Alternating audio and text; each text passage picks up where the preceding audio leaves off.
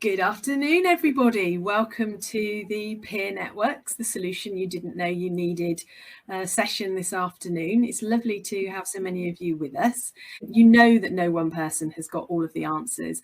And that's why the government, the Department of Business, Energy and Industrial Strategy came together and decided that peer networks would actually be a really useful programme for business leaders to come together, to share ideas, to actually collaborate with their peers, thus the name, peer networking. So it is a fully funded government programme. All of the sessions are funded, and you get high impact sessions where you're delivered locally by your growth hubs with diverse cohorts of businesses from all shapes and sizes, collaboratively working through the common business issues that I'm sure you all experience. And they're digital sessions, but you discuss all your challenges, you gain and reflect on the feedback that you're given by your peers, but they're also facilitated by trained facilitators that are experts in the field. So you can learn and support from each other.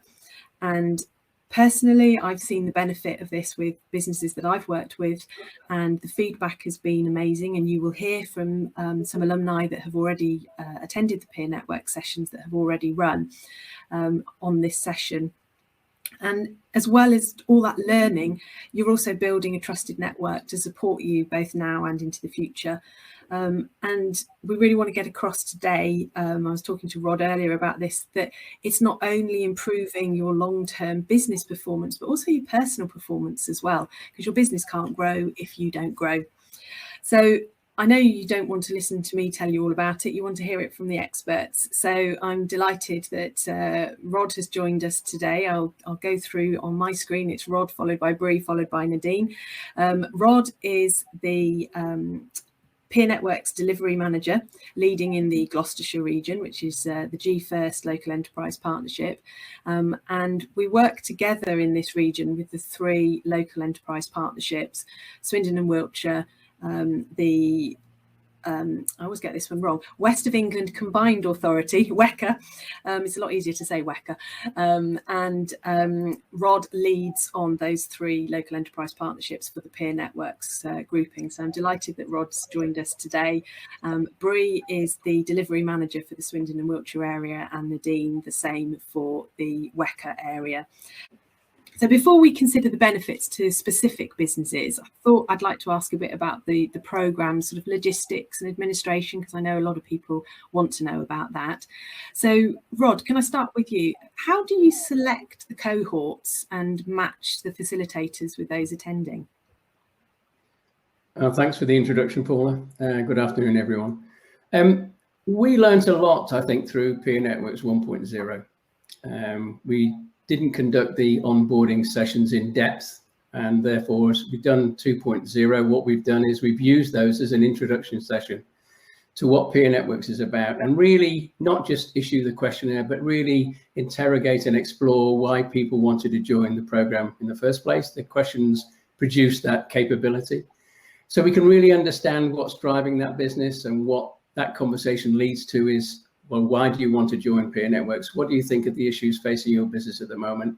And where do you think you fit? So we've kept our cohorts reasonably sectorial, basically because that has worked really well. It worked well in Peer Networks 1.0, and it seems to have worked really well in 2.0.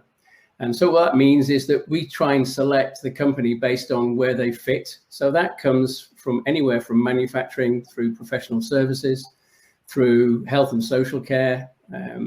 We also have cohorts for cyber, and we've got cohorts for visitor economy. So we actually think we can cover most of the sectors that way. And I always ask the question when we do the onboarding, well, which sector do you think you fit in? How do you want to meet with the people you've got? And ensure that we've got a good spread. Now, that isn't always easy to do. It isn't always easy to make sure that you've got the right size businesses in the right size cohorts. So you can only do so much juggling and manipulation of these when you actually want to try and get the numbers up. But that's what we try to do. And I don't think we've had many who don't feel that they're in the right cohort and have got something back from the peers that they've met. Okay, thank you. And is that the same in each region? Brea, for example, do you do the same in Swindon and Wiltshire?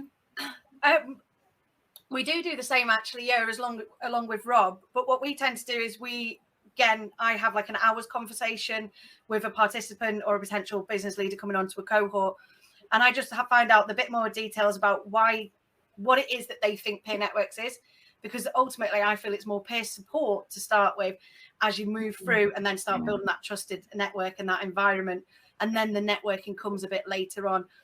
And it's about connecting those right businesses again to the right sector that they believe their business model's in. Or if it's down to a topic based, then we will provide people into a topic based cohort. So it could be sales and marketing is their big focus, or someone else might mention that they're about acquisitions and strategy, or mergers, exits, strategies as well. So it's a variety. And again, nowadays we've got the cybersecurity. So do we want to look at digital innovation and how we put that topic in place, rather than doing a dedicated cyber cohort? Because for our region at the minute, sometimes it feels quite a small cohort.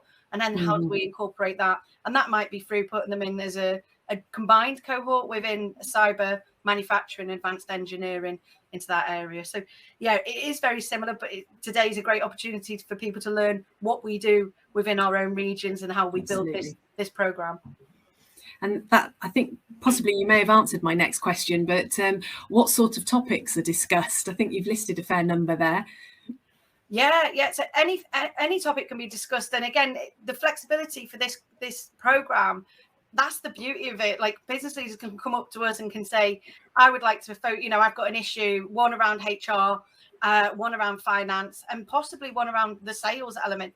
And because it's action learning set based, we can bring people into a cohort and get them to discuss maybe what they think their initial issue is or opportunity. And it could be, my sales teams, I think that's where my issue is. And once we drill down with those open-ended questions, that's where we realize, actually, that's not the issue, it's your marketing team. So then we can focus on that. And then the one-to-one sessions that come in afterwards or during the cohort's delivery, that's where people really can add an extra area to focus on as well. So there's an opportunity to get 3 pain points, opportunities, or issues to discuss.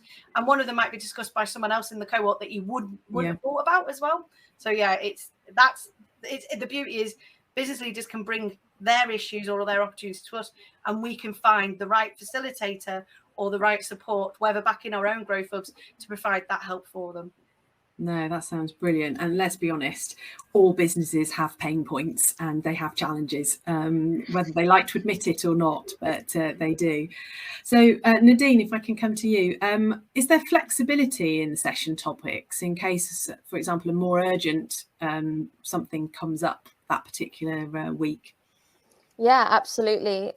We would actively tell people that if they have something critical come up, to speak to their facilitator as soon as they can.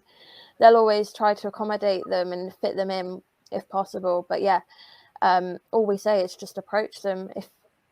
If it can be done, then they'll do it for you. No, that's brilliant. And to my mind, it's a no-brainer. It sounds like an extremely valuable program. It's informative, it's beneficial, collaborative, and I believe it's also confidential. So Nadine, just if I come back to you, how frequently do business leaders meet and for how long? Again, this is flexible. So we typically recommend 2 hours every 2 weeks, but we know that doesn't necessarily fit everyone. So again, facilitators work really closely with all their participants to figure out what scheduling fits with their business and fits with their lifestyle as well. That could be 1 hour every week, or 2 hours every other week, or just an entirely flexible approach where they just do a couple hours here and there. Okay. And do the groups sort of talk to the members outside of the meetings, WhatsApp groups and that type of thing? Yeah, we actively encourage that people keep connecting outside of the facilitated sessions. The better connections they develop, the more value they get out of those hours that they're putting into the program, and the more they'll take away. Okay, thank you. And it's a way of getting to meet businesses that you might not have met before, I guess. And Rod, how do companies justify spending that time on the programme? Because is it 10 weeks of the 2 hours that Nadine mentioned there?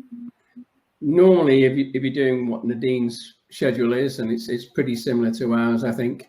Then you're talking about 9 sessions. So if it's every other week, it's about 18 weeks. So that's normally the time it takes. It's at least 3 to 4 months.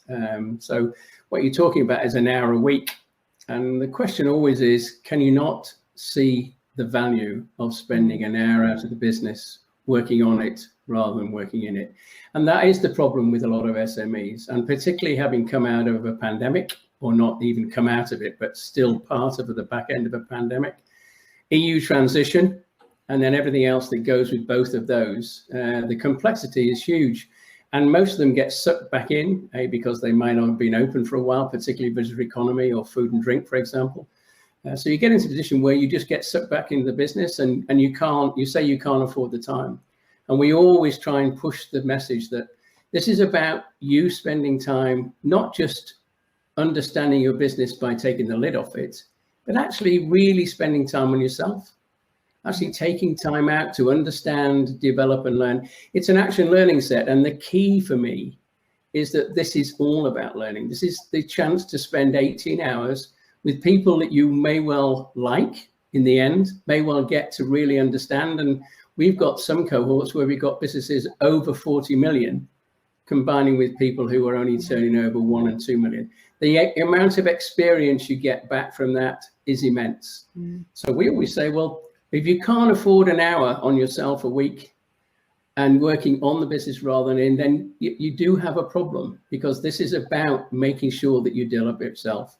And that is one of the feedbacks that we always get. The people who really use the program properly say they have transformed the way either they behave in the business or just the way they take on business issues and process them and solve them. Yeah, and we've had that as well, Rod. Like, we've had a lot of people who were on 1.0 who've still kept that diary entry in their calendar, not just to network and kind of catch up with the rest of the people on the cohort. They're using that as their own personal development time as they kind of move through into the 2022. What are they going to do and build their new strategy? So it's really great to see that and get that feedback as well. And I think that comes across on all our areas, that it's valuable, it's worth the time, worth the investment, and it's free. Even better. And on top of all of that, if there's more, as they say, after the weekly sessions or the fortnightly sessions, there is also the option of 3.5 hours of one-to-one mentoring, which we've not really sort of touched on here. So, Rod, what's the benefit of that one-to-one mentoring afterwards, and who delivers it? Well, it's always the case that if you come out of an action learning set, you've spent maybe 20 minutes talking about your own subject, or 30 minutes. Everybody's had a go at it, chipped away at it, given you some solutions which you might never have heard of before. You thought, oh, I've dismissed that. Well, that's not a bad idea. And you get to the point where you've got to take that back into your own environment. And that is the most difficult thing to do, because as soon as you get back in the system, you're in the system. You forget it all. So the idea of the one-to-ones is to give yourself some time to meet somebody else, and somebody just to sit on the shoulder and say, have you done that? How did that action work? Oh, I didn't do it last week. Why not? And so you've got somebody doing that. And because we've run mentoring in GFirst LEP for now over 3 years, and we've got 30 odd people who do that on a regular basis, this is a natural progression for us. We would normally suggest that somebody would continue to do that, because you always need somebody just to talk to from a confidential and understanding of, this is what my business is about. Yeah, so you don't need to explain that to me anymore. Well, therefore, why haven't you tried this out? You know, everybody talked about it, you agreed it in a meeting, and that's the way it worked. So why haven't you done it? And everybody needs that. Even everybody who's actually running their own business needs to have somebody who's just prompting and saying, why didn't you try that out? That's what we discussed. You should have tried that out.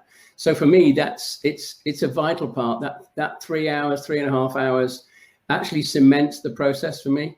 And it would be impossible to actually leave the hour in your diary, like Brea suggested, and not have somebody actually coming up saying, what have you done with it? Yeah. You know, if it's not, that's really valuable. You know what it's like. If you're not inside a business and you're at the top of somebody or your own business, who's going to prompt you to say, you didn't do that action, by the way, did you, Rod? What's the matter with you? Who's going to do that inside your business? So the one-to-one support, Brea, how does that actually happen in the live world, as it were? For our side of things, the one-to-one support, Rod's touched on this, and made some really key points about it. It's just there to enable, help and implement and manage changes to your business that you've identified during your sessions. And again, it's, for us, it's business advice, coaching, mentoring, and then matched to your specific needs. So what we tend to do is keep the same facilitator and mentor all the way throughout the process. But if we get towards the end, or the participant, the business leader, notices there's an opportunity to talk about something else, and that facilitator, business mentor, realizes they might not be on that subject matter, or that's not something that they're au fait with, we've got a good bank of facilitators and business mentors that we can then pull from and move that business leader across to. So it could be something around sales, but the person that they're dealing with just happens to be on their facilitation is leadership and development. So then we'll move them across to our expert in that area. And I'm sure that that's what happens across Nadine and Rod's areas as well. Use it. It's one-to-one, it's confidential, and it's 3.5 hours. So I would fully recommend that. That's more of a benefit as well for personal development as you move through. I think that confidentiality actually is quite interesting, and a lot of businesses I've spoken to previously, just with general networking things, don't actually normally like to talk to other people in their sectors because they think they're giving something away. So Nadine, I don't know within your sectors whether or not you've had that sort of reticence to share the confidential information. Yeah, we work really hard to try and make sure that people aren't placed with their competitors, because we do understand that can put people off a little bit, but it's all about building trust, really. Everyone's there for the same reasons, and you all want to get something out of it. So the last thing that they want to do is kind of work against that trust, and your facilitators are pivotal to that, but also so are you. You get in what you put in. So yeah, we haven't had any issues, but if there are ever any, then our door is always open to have those conversations and try and put people's minds at ease. No, that's brilliant. Thank you. And Rod, you were talking earlier about the action learning sets and the importance of those. For people that are listening that maybe haven't come across that specific phrase before, what's the difference between an action learning set and a general sort of session or meeting? Well, essentially, that's why the facilitators need to be trained. This is not an advising process. This is about ensuring that everybody gets their own airtime, that everybody presents a problem and gets their opportunity to discuss that problem with peers, just as Brian described before. And action learning sets are about you understanding that you can learn from others and apply it in your own business. And that's what it's about. It's about saying, this is the way I can learn. I don't need to be transmitted to. So our facilitators are virtually banned from transmitting anything. And it's the same with our mentors. We don't tend to put people who are experts into facilitation positions on that particular subject. They're normally extremely good coaches. So that means that what they're trying to do is avoid giving advice, but encouraging discussion, self-expression, and self-interview. What am I about? What does it mean to me? Why can't I do this? Why do we find this difficult? It's a much more emotional journey than it is an educational journey. And it's about saying, how do I make sure that I've listened to Brian, he said, this is what he's done, and I haven't been able to make that work. Why not? Is there something wrong with me? Is there something wrong with my business? How am I using this? And that's why, in the end, it becomes such a strong network, because it's not built on classical networking terms. It's classically creating trust. And therefore, that's why one of the things we do accept that people don't like to talk about competition, but we're not actually expressing things about people's businesses. It's about, how am I working in mine? And we don't have, I don't believe, certainly in Gloucestershire, we've not met it very often, that anybody who's, take food and drink as a classic, it's probably the one where it might happen the most, is I haven't had people come to me and say, I don't want to work with these 3 breweries. Actually, they want to work together, because if they can grow the craft beer business, they'll grow it between them. We're not going to take each other's business. They're not big enough. So from that point of view, you have to get past that point and say, we're not doing that sort of thing. We're trying to learn from each other. What does your brewer do? What does my brewer? How do I distribute it? It's actually getting past the point of he's my competition, but he's not really. No, I agree. And Nadine, if I can just sort of ask you again, linked into that, have you found that there's been working relationships that have actually been developed through the peer network system? So you've perhaps found a new supplier, or you've worked on a company project? Yeah, I mean, for a lot of our cohorts that we ran last year, they all stayed in contact in some way or another, whether that be through new work connections or just continuing their peer support. I think we also recently heard back from one of our businesses last year saying that they're actually looking for similar programs to continue accessing further peer support in other avenues. Brilliant. Because they got so much benefit from it. So now is your opportunity to find out for yourselves whether it is right for you and your business. So as I mentioned before, we're going to have sessions specifically for your geographical areas. And if you are in the Gloucester region, you're going to meet up with Matt Rigby, who is the project manager, and also David Chapman, who was one of the facilitators in the Peer Networks #1 sessions.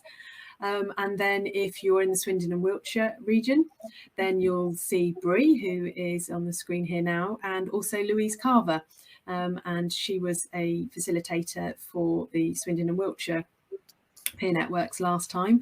And then if you're in the WECA region, then you'll meet up with Sian Cabrera, who's the enterprise executive for the West of England Group Growth Hub. And Toby Hawkins, who's been a peer networks facilitator since the pilot started, and he's also product director of YTKO. So if you recognise that name from wherever you are across the southwest, you may well know Toby through that. But he today is acting on behalf of WECA. So you'll have 10 minutes to have a quick coffee and meet up with a couple of people. And then if you can move to your set session for your geographical area, that would be brilliant. But it's just left for me to say thank you so much to Rod, to Brea and to Nadine for sharing your thoughts on the peer networks. And I hope that you've been able to allay some people's fears and also excite them and enthuse them to contact you to actually join a peer networks cohort this next time round. But thank you very much, and please off you go to your session. The stage is now closed. Thanks very much.